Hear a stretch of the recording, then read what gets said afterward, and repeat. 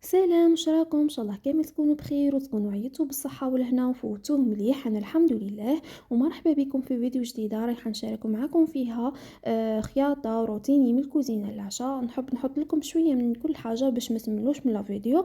باغ اكزومبل ما نحطش غير خياطه ولا طبخه برك.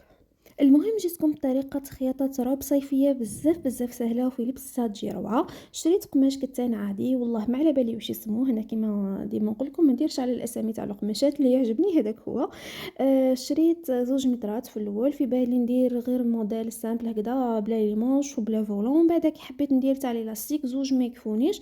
كملت شريت نص متر خلاف، يعني كل شيء نحتاج زوج مترات ونص. النص هداك اللي زدت شريته نخليها على جهة باش ندير لي مونش وطويت القماش على 2 بالطول، يعني 2 مترات يقعدوا لي في الطول. والعرض تاع القماش اغلبيه القماشات يكون فيهم متر ونص عرض، يعني كي نطويها على 2 راح تجيني 75 سنتيم هكديك، وهي مطويه على 2. بيان سيغ القماش راح نخيطو من بعد ما شللته باش ما يشربليش. قص من تحت 44 سنتيم وطويت على 4 باش ندير قطعتين الفولون، يعني طولهم 44 سنتيم، والعرض تاعهم عرض القماش العادي 1 متر ونص، يعني كل قطعة فيها 1 متر ونص. فوالا انا قصيت هادوك القطعتين وحصرتهم على جهه، بقات لي باش ندير النص الفوقاني تاع العرب، وبقى لي حوالي 90 سنتيم هكذاك في الطول، يعني ملي كانوا مترتين. بيان سيغ من بعد ما نحيت الفولون ودرت قديت يعني التعواج تاع القماش، وكل وحده والطول تاعها. انا الطول تاع العرب هنايا رايحه نديرو حتى للركبه بلا فولون.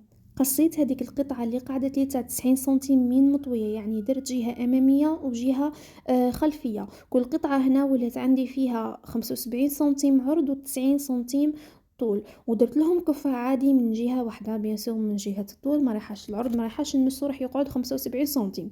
وتراسيت بالقلم الحراري ولا ستيلو ماجيك هذاك اللي يتفاسى خطوط من الكفة وهبط على بعد 24 سنتيم، وكل خط وخط الاخر درت ما بيناتهم سنتيم ونص. انا هنا غلطت، نورمالمون تراسيهم على وجه القماش مي درتهم على الظهر مزيان يبانو، ما عاودش نفس الخدمه. عمرت الكانات باللاستيك رقيق خلاص، وشنو لازم يتعمر باليد.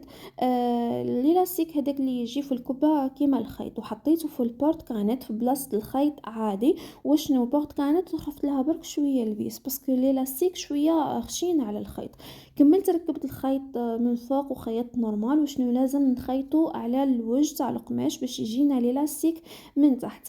وخيطت كامل هادوك الخطوط اللي تراسيتهم. تقدروا ديروا خياطه دروات كيما درت انا، ولا زيكزاك. وشنو كل خط تخيطوه لازم تغلقوه، يعني كي تبداو تخيطوا لازم تغلقوه مليح الخياطه تاعكم، سواء كي تبداو ولا كي تخلصوا الخط هكذا باش ما يترخف لكمش اللاستيك وما يطيرش. وبالنسبه لا ماشين في التعليقات سقساوني عليها واش لا مارك تاعها.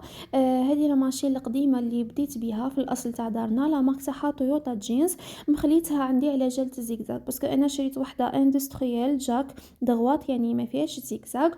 شوفوا برك لي فيديو اللي قبل هادو رايحين تلقاوها وتلقاوني مخيطه بها ديجا. وتاني كاين بنات يجوا يسالوني واش لا مارك المليحه في لا ماشين اكسيتيرا. انا ما جربتش لي ماشين بزاف، وشنو هادو اللي قاعده نخدم بيهم انا لاباس عليهم. كاينه تاني لا مارك كبرى في لا ماشين بورتاتيف تاني يقولوا ليها مليحه. فوالا، وهنا درت الجهه الاماميه والجهه الخلفيه بنفس الطريقه ولصقتهم مع بعض على لي كوتي كي شغل تولي روب دوني وقصيره، وتقدروا ميم تخلوها هكذا وتجي شابه تاع الدار برك. المهم دركا باقي لي نكملها كامل لي بياس تاعها، الكتاف لي مونش والفولون. لي مانش فصلتهم عادي ديجا، حاطت لكم الطريقه في لي فيديو تاع سلسله الخياطه، والطول على حساب ما حبيتو. انا هذا واش عندي القماش. والكتاف درت قطعه مستطيله طويتها على 2، العرض تاعها كان 20 سنتيم، ومن بعد ما طويتها ولا لي 10 سنتيم، والطول تاعها 30 سنتيم، باش من بعد كي نخيطهم في العرب يجوني الطول تاعهم 13 سنتيم من الامام و13 سنتيم من الخلف. دركا رايحه نفصل الطابق، ودرت قوس صغير دخلت ب3 سنتيم من فوق وهبطت ب6 سنتيم من تحت، هذا مكان باسكو الالاستيك يتجبد وراح يرجع لنا الطابق كبير عادي. واللي مش حطيت العرض تاعهم 50 سنتيم، ورايحه نركبهم مع الطابق. نجبد الالاستيك مليح ونحكم ملي زيبانغ هكذا حتى نكمل. وزايد اللي بقالي في المونش رايحه نديرو بليسي عند الكتاف.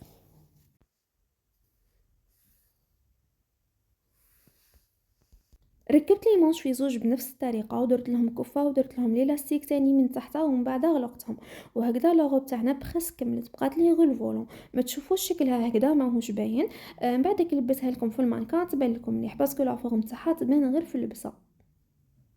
جبت القطعتين هادوك تاع الفولون لصقتهم مع بعض على الكوتي ودرت لهم كفه من تحت وبليسيتهم على قد لاروب كي شغل رجع عندي جيب قصير وخيطته معاها كيما راكم تشوفوا. هنا الطولبه اللي حبتها باغ ميدي شويه ولا جاتها طويله تحاول تنقص في الطول قبل ما تركب الفولون باش تقعد لنا الفولون عريضه وباهيه.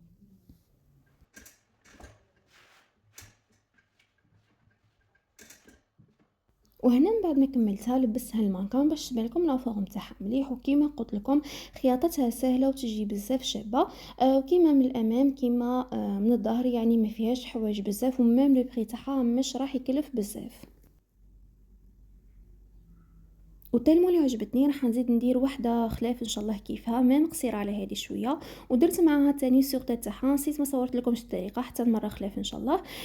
حبيت تاني صورها لكم وانا لابستها مي ما قدرتش باسكو لي مونش قصار شويه وجايه سيغطاي بزاف.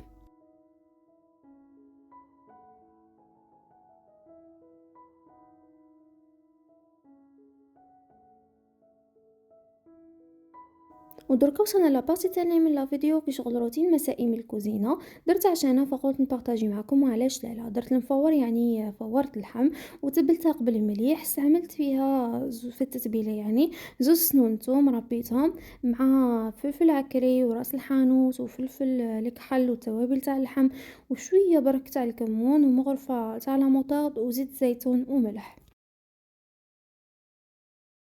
وقلبت اللحم في التتبيله مليح وخليتها تريح شويه، ومن بعد غلفت لي مورسو تاع اللحم مليح في بابي كويسون الومنيوم باش كي يطيبو ما يسيحليش لاصوص تاعهم. ودركا راح نحطهم يطيبوا في الكسكاس فوق الماء اللي كنت حطيته يغلي من قبل. طيب تاعهم يشد من 3 سوايع حتى ل4 سوايع كي يكون اللحم شويه قاصح.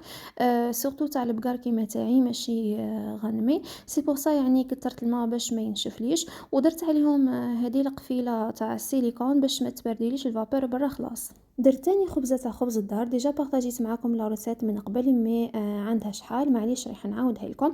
نستعمل فيها كاس حليب دافي وعلبة خميرة كيميائية تاع نوارة وزوج مغارف كبار خميرة تاع الخبز ومغرفة كبيرة تاع السكر. خلطتهم مليح وزدت عليهم شوية تاع الماء زهر وربع كاس زيت وفارينة والملح. الفارينة حتى تلم العجينة تولي ما تلصقش بزاف مي لازم تبقى طرية باش يخمر وما يجيش معجن. دهنت يديا بالزيت باش ما تلصقليش فيهم العجين وطرحتها وشكلتها ودهنتها بصفار البيض ورشيت عليها سينوش وخليتها خمرت مليح، ومن بعد دخلتها الطيب. ودرت تاني صحن سلطه وريحه نقلي مقله بطاطا باش نحط لها هداك لاصوص تاع اللحم المفوره.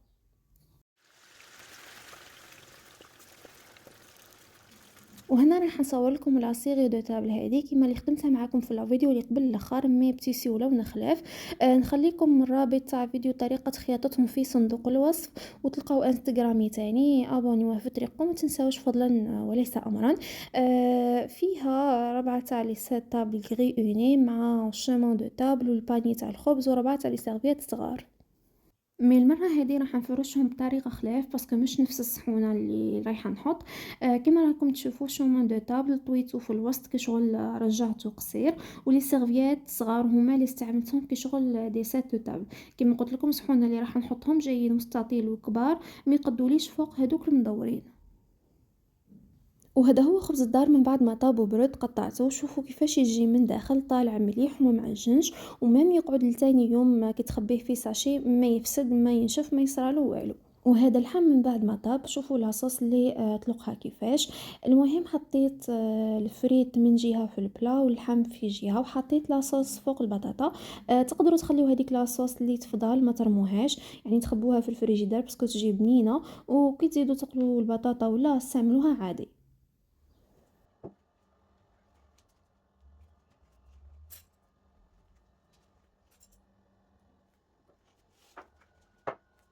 فوالا هنا من بعد ما حطيت عشانه وصدرت لا طابله خفيف ظريف وسهل وبنين شهيتكم في الجنه ان شاء الله. خلوا لي رايكم في لي كومونتير يعني في التعليق، واللي عندها تاني كاش اقتراحات ولا افكار على واش ندير لكم لي فيديو جايين تكتب لي في لي كومونتير اوسي. المهم لميت الماعن وغسلتهم ونظفت مام البلاك، وهكذا نكون وصلنا لاخر الفيديو ان شاء الله يكون عجبكم، والى الملتقى في فيديو اخر ان شاء الله.